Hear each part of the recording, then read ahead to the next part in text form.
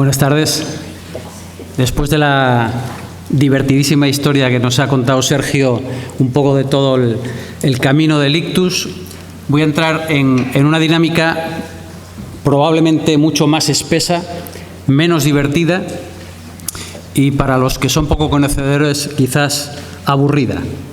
No es tan divertido como ver por dónde va el trombo, cómo lo saco, cómo lo meto, quién era Broca, quién no era, qué cerebro tenía, qué bonito, sino que ahora vamos a evaluar de una manera, voy a intentar hacerlo sencilla y práctica, una afasia, o sea, aquel problema del lenguaje que ha ocurrido cuando hemos tenido un accidente cerebrovascular. Bien, intentando ser simple y tampoco queriendo entrar en muchas cosas complejas, simplemente distinguir un poco lo que es el lenguaje y lo que es el habla.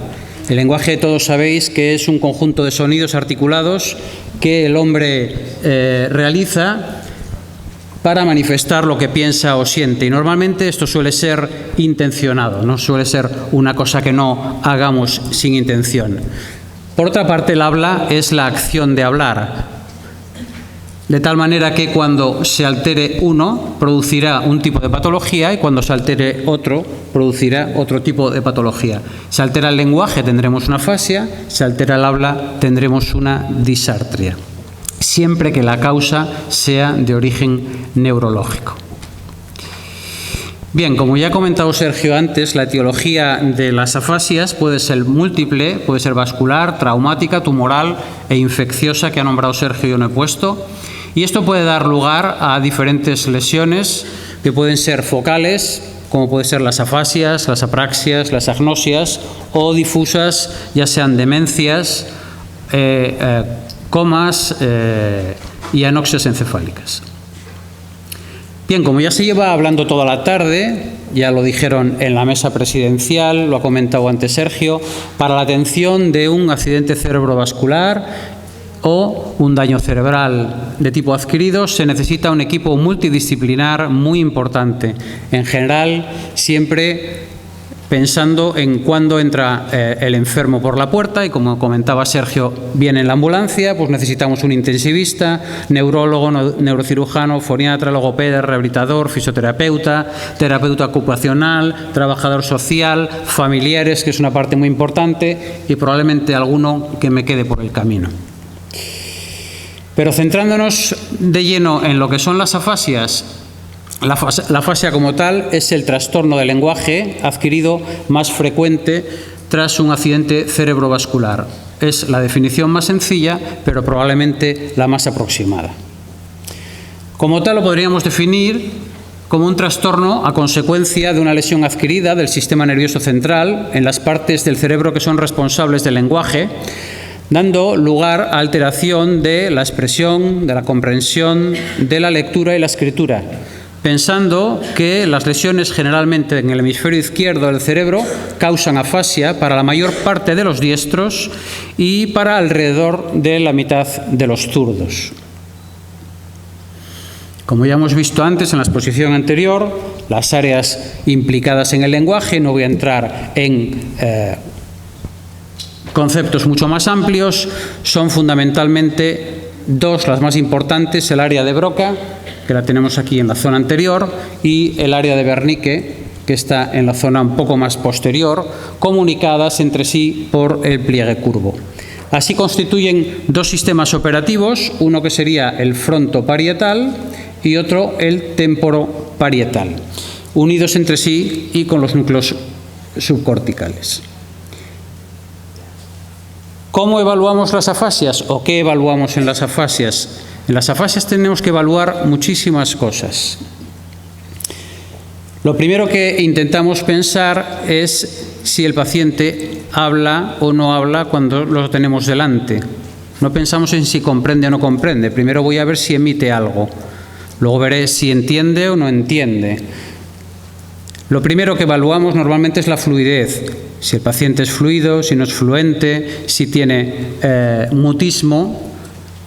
Luego, normalmente haremos tareas de denominación de objetos, de acciones, de figuras, en función de lo que el paciente esté acostumbrado a utilizar. Luego valoramos también la articulación, la prosodia, o sea, el ritmo, la entonación, la melodía, la acentuación. A continuación, solemos valorar automatismos, que es una de las cosas que suelen conservar muchos pacientes y a veces es de lo poco que nos queda para poder tirar a la hora de hacer la rehabilitación. Luego valoramos otras tareas, como son las tareas de repetición, que en casi todos los test al uso suelen ser a partir de repetición de palabras o de frases, pero en muchas ocasiones nos encontramos que el paciente no es capaz de repetir ninguna palabra y nos tenemos que ir a estructuras más simples, y a veces lo que intentamos evaluar es si es capaz de repetir una sílaba o a veces simplemente una vocal. Luego valoramos el flujo verbal asociativo para ver si es capaz de emitir palabras de la misma categoría o del mismo campo semántico, valorando tanto la fluidez como que el paciente conserve el campo semántico y no varíe del mismo. Luego podemos ver la capacidad discursiva, donde podemos entablar un diálogo dirigido, si tiene más o menos fluidez, ver qué tipo de frases realiza, si las frases son cortas, si son largas, a partir de láminas que le vamos proporcionando o de hechos cotidianos. Luego descripción de hechos o de escenas en criterios de menores a mayor complejidad, hacer enumeraciones, descripciones, situaciones y captar un poco la globalidad de la escena. Luego, valorar la producción verbal sobre temas que se le plantean y ver la definición de conceptos concretos o abstractos. En cuanto a la comprensión, normalmente cuando exploramos lo que hacemos es un reconocimiento verbal de objetos o imágenes, ya sean de alta o baja frecuencia, identificar partes del cuerpo en sí mismo y en el explorador, y luego ver qué tipo de órdenes el paciente es capaz de reproducir. En muchas ocasiones el paciente no es capaz de reproducir más que alguna orden sencilla, algunos órdenes más complejas y otros, los que no tienen ninguna dificultad, realizan cualquier tipo de órdenes. Pueden ser con un contenido personal, impersonal o relacionadas o no con la vida diaria. Luego tenemos que valorar también la comprensión de enunciados y de construcciones más complejas, comentarios de frases y textos, y valorar un poco las discriminaciones fonemáticas en un material silábico. En cuanto al lenguaje escrito, porque no solo hay que pensar que el afásico es una alteración del lenguaje oral, sino también del lenguaje escrito, y en muchas ocasiones nos podemos encontrar personas que tienen alteración solamente del lenguaje lectoescrito y el lenguaje oral es normal. Tenemos que valorar tanto la escritura como la lectura.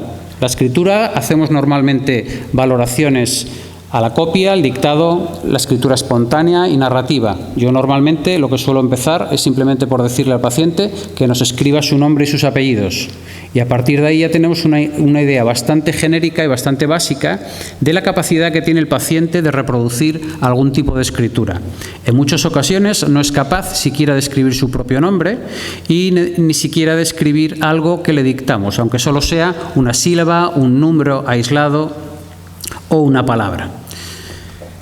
Si el paciente es capaz de escribir lo más básico, tendremos que intentar ir a evaluar cosas mucho más amplias, sean palabras, sean frases y oraciones. En cuanto a la lectura, hacemos algo similar a la escritura, pero lo primero que nosotros valoramos es la lectura en voz alta, que pueden ser lectura de palabras, lectura de oraciones, y si el paciente está muy afectado, a veces tendremos que empezar por lectura silábica o lectura vocálica.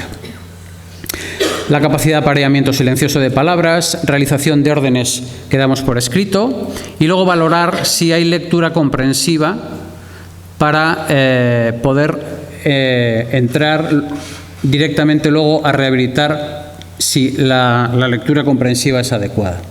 Valora la velocidad lectora y los errores que comete. Pueden ser paralexias, grafémicas o semánticas. Aparte del lenguaje, tanto oral como escrito, normalmente, no voy a hablar de esto evidentemente, pero simplemente para comentároslo, también evaluamos otro tipo de complementos, digamos, de las afasias que suelen ser, por ejemplo, las negligencias visoespaciales. Nosotros utilizamos el test de Albert, que lo tenéis aquí abajo, que se utiliza con rayitas en todas las direcciones. Le marcamos normalmente una de las rayas centrales y le decimos al paciente que tache todas las rayas que ve. Aquí podemos evaluar si hay una heminegligencia o una negligencia visoespacial y en qué cuadrante. Luego utilizamos un test de alerta vigilancia auditiva, que es el test de las letras, que no sé si lo habéis utilizado alguna vez, pero que consiste en decir letras sin parar y decirle al paciente, te voy a decir letras sin parar, cada vez que escuches la letra A, tú repites A. Y entonces empezamos a hacer una emisión continua sin parar y podemos ir evaluando si todo lo que entra por la vía auditiva el paciente es capaz de retenerlo o tiene dificultades. Luego valoramos orientación espaciotemporal, la memoria remota, simplemente preguntándole cosas de hace años, de su familia, de sus hijos, de su mujer. La memoria auditiva inmediata normalmente la evaluamos a partir de un texto que leemos en la consulta y sacamos nuestras propias conclusiones viendo si el paciente es capaz de retener un trozo más o menos largo o corto. Luego hacemos tareas de cálculo, donde exploramos todo tipo de cálculos, sumas, restas, multiplicaciones y divisiones. Utilizamos los test prefrontales, los clásicos que conoceréis, el puño palmalado, el test de coordinación recíproca, la alternancia gráfica, gnosias de color y forma, que son el reconocimiento de los colores y las formas, praxias constructivas de completamiento de figuras, ideatorias e ideomotoras, como las que están aquí arriba, que son también de gesto simbólico, imitación de posturas, para ver si el paciente es capaz de reproducir algún hecho de estos. ¿Qué baterías de test tenemos a nuestra disposición? Bueno, yo he puesto en este caso algunas de las que hay en el mercado, probablemente no están todas. Las más clásicas, la de Luria, Minnesota, el Boston, el TEA, el Token Test, el DPF, el PICA, el Western y el Barcelona, que os sonará más, es el de Jordi Peña, Casanova. ¿Cuál es el mejor? Yo diría ninguno.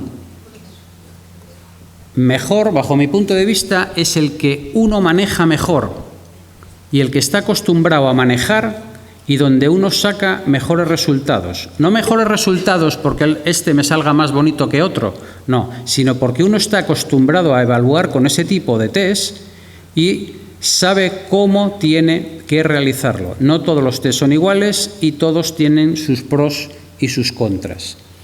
Nosotros utilizamos habitualmente el Boston, pero añadido al Boston, luego hacemos muchos añadidos, por ejemplo, del test Barcelona. Y además del test Barcelona, hacemos añadidos de una sistemática neuropsicológica de Stroop y hacemos otros añadidos aparte de todo lo que os he comentado ahora. Entonces, yo creo que no hay ningún test que sea mejor ni peor, sino el que estemos acostumbrados a utilizar. Y sobre todo lo que tenemos que pensar es qué es lo que yo quiero evaluar. Si pienso en qué es lo que quiero evaluar, sabré qué test tengo que utilizar. En muchos pacientes el problema es tan severo que no podemos utilizar ningún test. Y entonces tenemos que hacer cosas simples para ver si tenemos por lo menos algo de comprensión, si existe algún automatismo, si tenemos alguna capacidad de repetición, de denominación, porque es la única entrada que vamos a tener a la hora de orientar la rehabilitación. Entonces tenemos que intentar siempre ver este paciente, no por explorarle el lenguaje oral, que vemos que a lo mejor tiene un mutismo, no nos contesta ninguna palabra, parece que no entiende ninguna orden, pero a lo mejor escribe, aunque sea mal, o a lo mejor entiende algo de comprensión lectora, o a lo mejor discrimina palabras leídas. Y todo eso tenemos que intentar siempre evaluarlo, no por pensar que un paciente no habla y no entiende, el paciente ya tiene una afasia global y no tenemos nada que hacer con él, no, porque a lo mejor A nivel de lectoescritor tenemos una vía de entrada y podemos utilizarla. O tenemos una buena repetición y podemos utilizarla. O tiene algo de comprensión y podemos utilizarla. Además de eso, tenemos que tener en cuenta que el paciente puede tener otras comorbilidades. Puede ser un paciente que ve mal, que oye mal, que ya antes tenía una enfermedad en la que le había generado dificultades de comprensión, o tiene cualquier otra minusvalía que le pueda dificultar la rehabilitación. Pensando en los episodios y en los estadios de las afasias, tenemos que situarnos en el estadio inicial. Cuando el paciente llega a urgencias y entra luego en la unidad de ictus, evidentemente estamos en el estado y en el momento más agudo. Por lo tanto, es cuando se produce la mayor restricción comunicativa. Y ahí es muy difícil hacer una evaluación del lenguaje. ¿Por qué? Porque el paciente en una situación muy aguda probablemente no se puede evaluar. A lo mejor porque está en coma, evidentemente no se puede evaluar. O está obnubilado, tampoco se puede evaluar. O en la unidad de ictus está en reposo, con lo cual tampoco se le puede tocar ni se le puede andar moviendo para arriba o para abajo. Los primeros días son más una urgencia vital que un problema afásico. Y lo que nos interesa es rescatar la vida del paciente, para que el paciente se encuentre en las mejores condiciones, para que luego la rehabilitación sea mucho más eficaz. A partir de ese momento, durante el primero y el segundo trimestre, son los momentos en los que tenemos, sobre todo, evidentemente, pasado el periodo agudo, cuando se evalúa, y en el primero y segundo trimestre es cuando el paciente tiene las mayores posibilidades de recuperación espontánea. Siempre decimos que el momento de mayor recuperación de un ictus, sobre todo de una afasia más que de un ictus, es durante el primer año y dentro del primer año durante los 6 primeros meses. En esos 6 primeros meses es cuando la rehabilitación tiene que ser más intensiva. A partir de ahí hay que empezar a valorar y hacer pruebas estandarizadas, a ser posible trimestrales, donde evaluaremos si el paciente progresa o no progresa. Si progresa, la rehabilitación podrá seguir, y si no progresa, a lo mejor estamos en una situación de estancamiento donde no encontramos ya ninguna salida. Pero todo esto depende también de algunas otras cuestiones que ya ha nombrado antes Sergio. Tanto para el ictus como para una afasia, ¿cuáles son los factores más favorables? Evidentemente, una buena actitud y una buena colaboración del paciente y de la familia. Si hay buen apoyo familiar, el paciente se recupera mucho mejor. Si tenemos un buen estado de salud previo, lógicamente la recuperación puede ser más fácil. En los zurdos, por lo que hemos comentado antes, que la gente que tiene ictus en el hemisferio izquierdo, la mitad de los zurdos también tienen afasia, pero hay una mitad que no. Por lo tanto, un zurdo tiene más posibilidades de mejorar antes que un diestro. Las personas que tienen más estudios, lógicamente tienen más facilidad para mejorar porque su cerebro ha sido mucho más activo. Y sobre todo, no es lo mismo, como antes decía Sergio, un cerebro viejo que un cerebro joven. Un cerebro joven tiene más posibilidades de mejorar que un cerebro ya desgastado. Por lo tanto, el pronóstico será desfavorable si el paciente también presenta un comportamiento negativista, depresivo, que no tiene ganas de seguir adelante, que tira la toalla demasiado rápido y que dice que su vida, que ella no vale para nada, que ella es muy mayor y a mí que me dejen, que no me interesa trabajar más. No tengo ganas de nada, sobre todo porque se ven en una situación en la que en el minuto anterior no se han visto. Llegan con una hemiplegia y en una situación horrible, cuando, como comentaban antes, hace un cuarto de hora estaba paseando por la calle. Evidentemente, también el pronóstico es mucho más desfavorable cuando hay una sobreprotección del paciente o un abandono. Hay gente que lo quiere proteger tanto que a veces molesta. Y ocurre lo contrario. Tenemos pacientes que los abandonan, pero no que los abandonan por ahí, no, nos los abandonan en el hospital. Hay personas que vienen con un accidente cerebrovascular agudo y la familia no se hace cargo del paciente. El paciente se deteriora. ¿Por qué se deteriora? Porque se deprime, porque ve que nadie le quiere y nadie le hace caso. Y eso, lógicamente, disturbia mucho la evolución del paciente. Si tenemos, como dije antes, discapacidades sobreañadidas, lógicamente el pronóstico será más desfavorable. En la gente mayor también lo es. Y si hay un nivel escolar bajo, las posibilidades de recuperación siempre son menores porque el estímulo no se recoge de la misma manera. Y, por supuesto, si la lesión cerebral es muy grande, es progresiva o es recidivante, el pronóstico es mucho más desfavorable.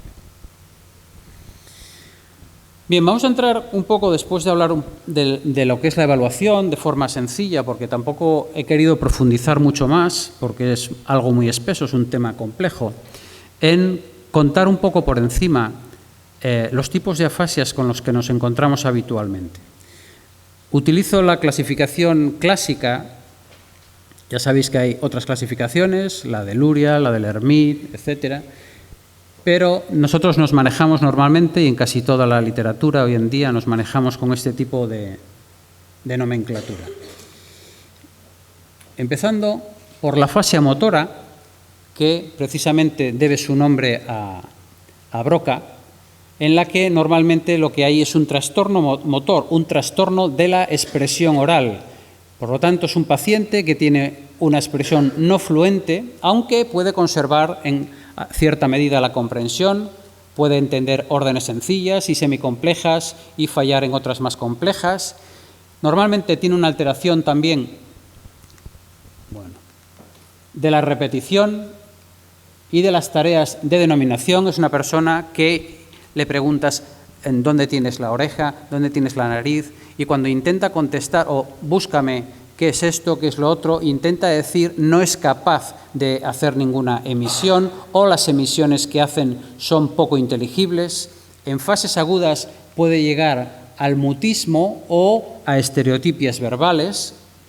En muchas ocasiones el afásico motor normalmente tiene agramatismo, quiere decir que ha perdido un poco la estructura morfosintáctica y habla un poco telegráfico.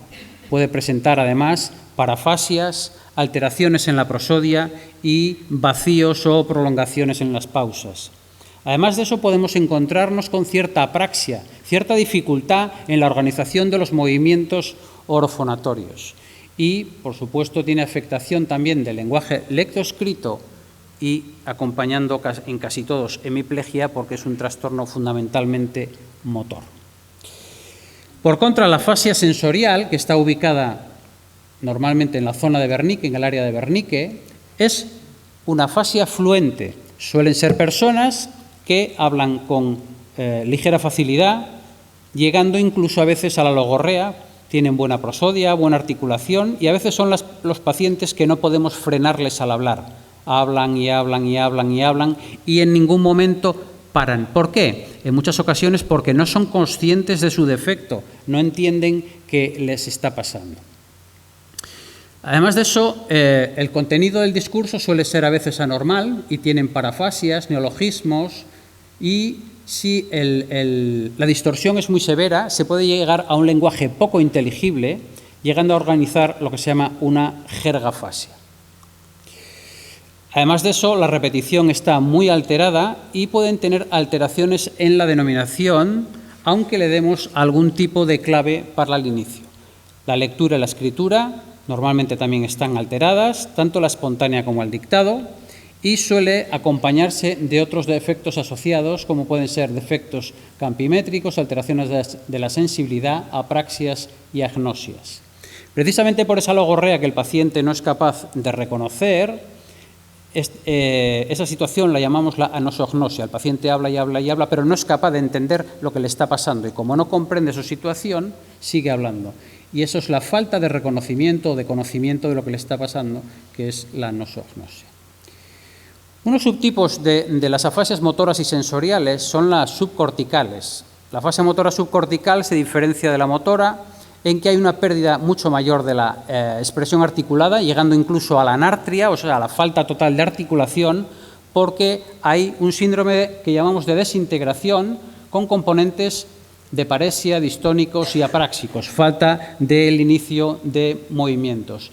Y, en cambio, conservan la lectoescritura silenciosa.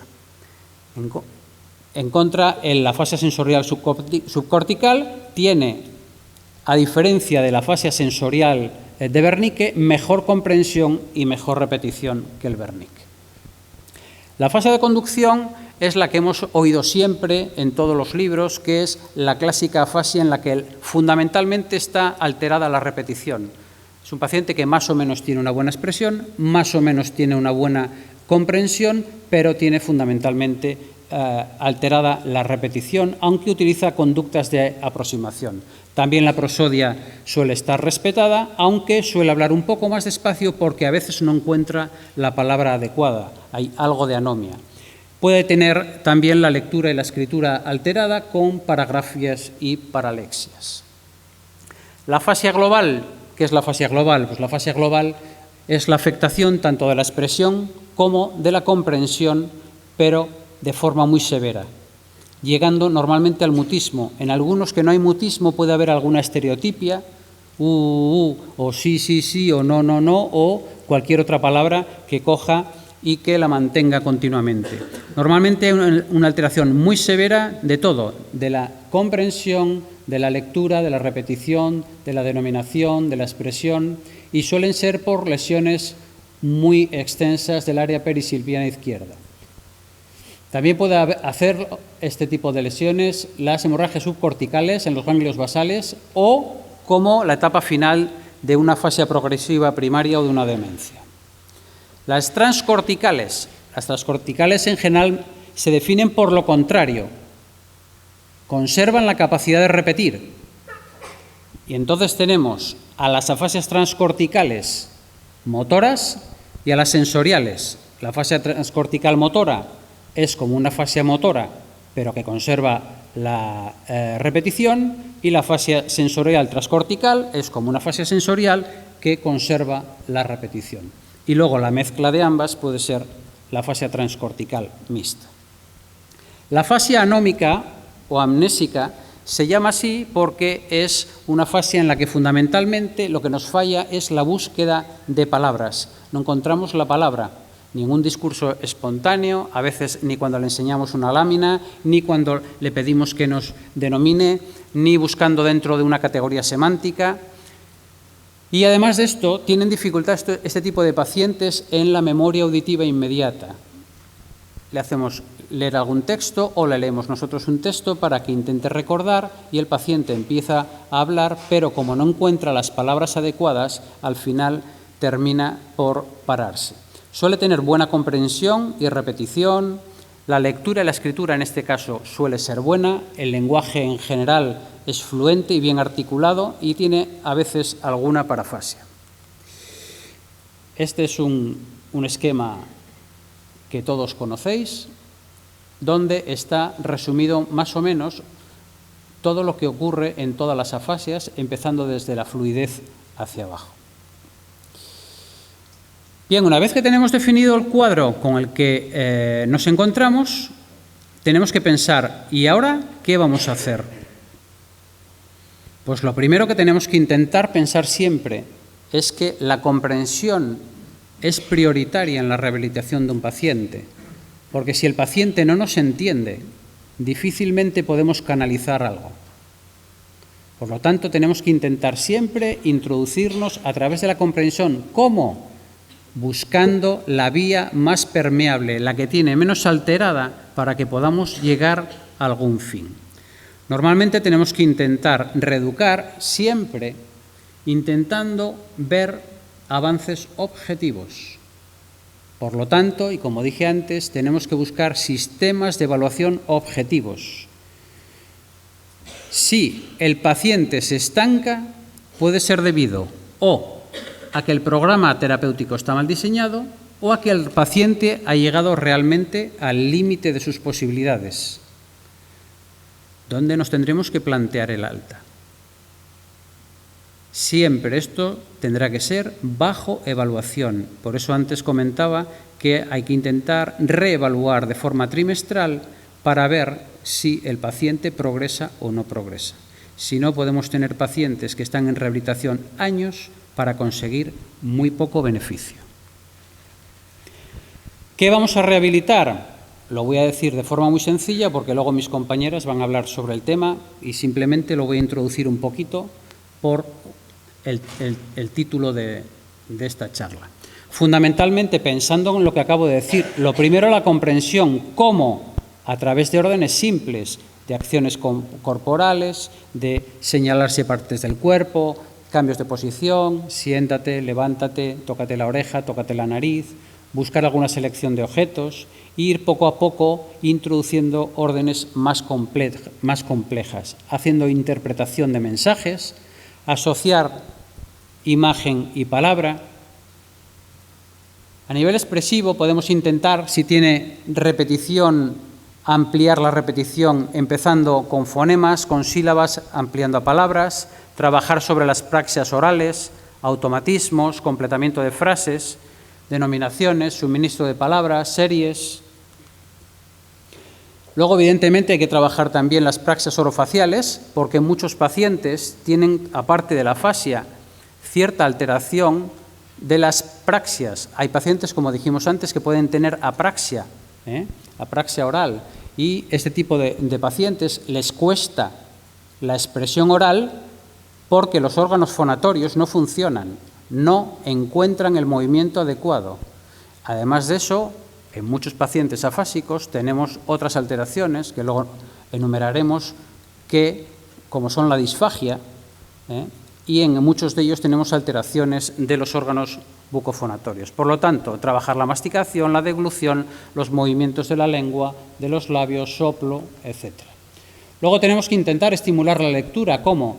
Reforzando la lectura analítica, la comprensión lectora y luego la escritura empezando casi desde lo básico, a veces con ejercicios grafomotores buscando algo de grafomotricidad. Hay pacientes que tienen una agrafia completa y entonces tenemos que iniciar desde cero la grafía.